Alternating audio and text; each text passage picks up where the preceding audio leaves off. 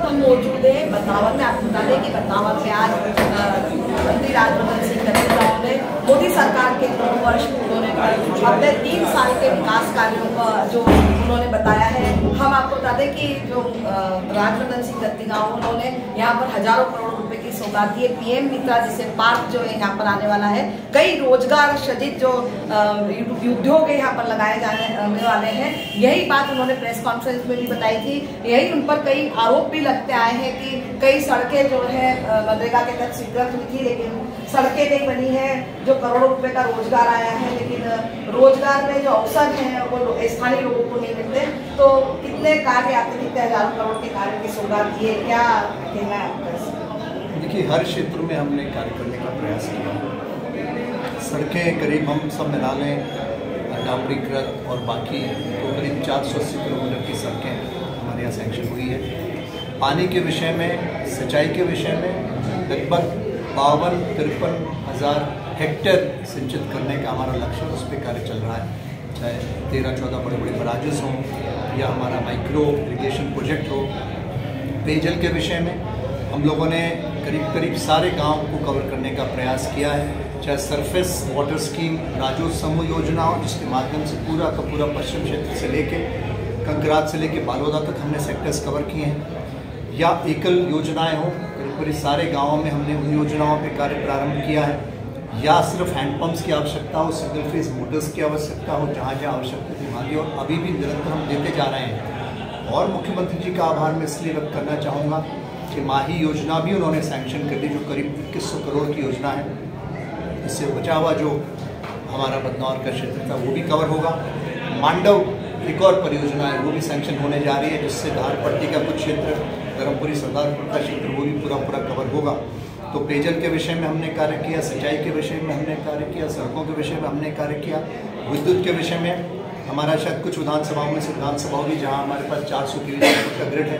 तो तमाम इंडस्ट्री है, तो सोचने लगे कि बिजली का क्या सेटअप है, क्या इंफ्रा है। तो हमारे पास ऑलरेडी रेडी इंफ्रा यहाँ पे था, और उस इंफ्रा की वजह से हमारा यहाँ पे आगे एक्सपेंशन आसान है। मजरे टोले बाहर जो जितने भी थे वो हमने विद्युतीकृत करने का प्रयास किया है। चाहे 33 केवी के सब स्टेशन हों, चाहे सुदूर बस्तियों में 24 घंटे की बिजली को हमें जोड़ना हो, या हमें नए ग्रिड्स बनाने हो। कलोला का ग्रिड हुआ, दूसरा में अपग्रेड हुआ, बुराली में, जगह जगह हमने वो प्रयास किया। स्वास्थ्य के विषय में हमने कोशिश करी है कि हमारे पहले जो अभाव थे उससे हम उभरें।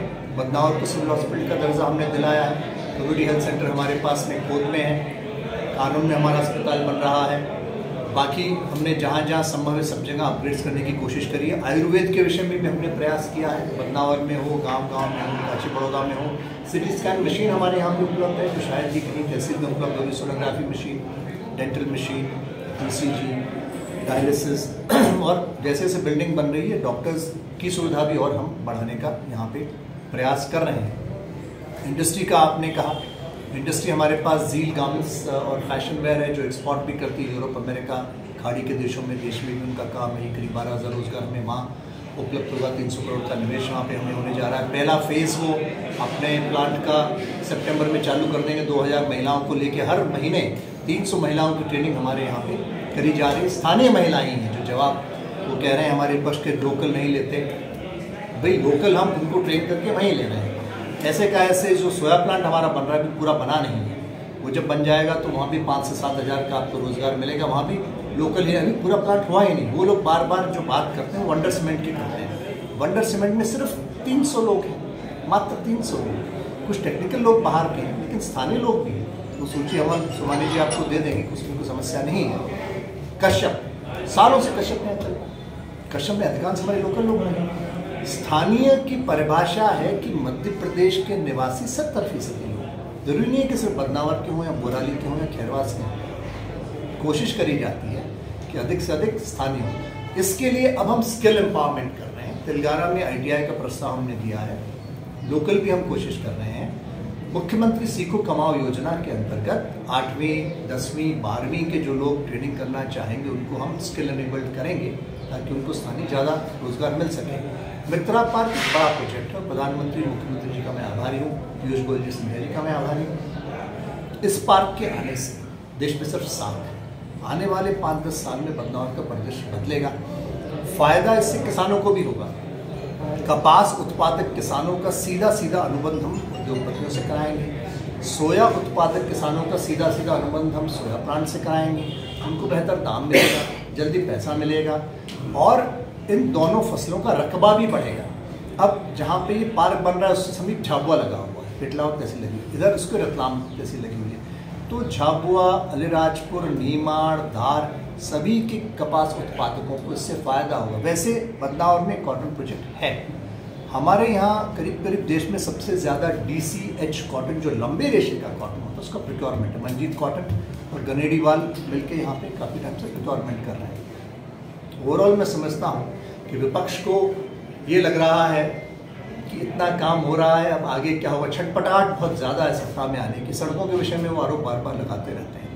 पहली बात तो इतनी सड़कें कहीं मंजूर नहीं हुई। हमने कैसे मंजूर कराए हम खुद जानते हैं। कोई बजट नहीं था, मनरेगा में हमने मंजूर करे। मनरेगा के पेमेंट में समस्याएं आ रही हैं काफ़ी समय से, उसके बावजूद काम हमने कहीं भी नहीं रोका है। 60-40 का रेशियो होता है, 60% खातेदार खाते में जाता है, 40% मटेरियल। फिर भी हमने करीब करीब 1.5 सड़कों पे काम किया है और आने वाले 2 महीने में करीब करीब सारी सड़कें पूरी हो जाएगी। गुणवत्ता पूरी होगी, अच्छी पूरी होगी, उसका लाभ हर गाँव में किसानों को मिल रहा है। और आप देखिएगा आने वाले समय में विपक्ष के सभी आरोपों का जवाब मतदाता देगा, किसान देगा। नर्मदा का पानी लाने की हमेशा बात बढ़ जाती रही है, मंच से भी घोषणा की गई थी, लेकिन अभी तक नर्मदा का पानी पहुंचा नहीं है, सिर्फ वादे हैं। नर्मदा प्रोजेक्ट चालू है। ये एक सबसे मुश्किल प्रोजेक्ट्स में से है। देश के 500 मीटर का लिफ्ट इसमें पूरा का पूरा है और उतना पंपिंग करके ऊपर उठाना है, तो उस पर कार्य चालू, उस पर समय ज़रूर लगेगा, मैं मानता हूँ, लेकिन अद्भुतगत्वा पाइप से पानी पहुँचेगा। प्रोजेक्ट प्रचलित है और उसके अलावा हम बराजेस से भी काम करने की कोशिश कर रहे हैं।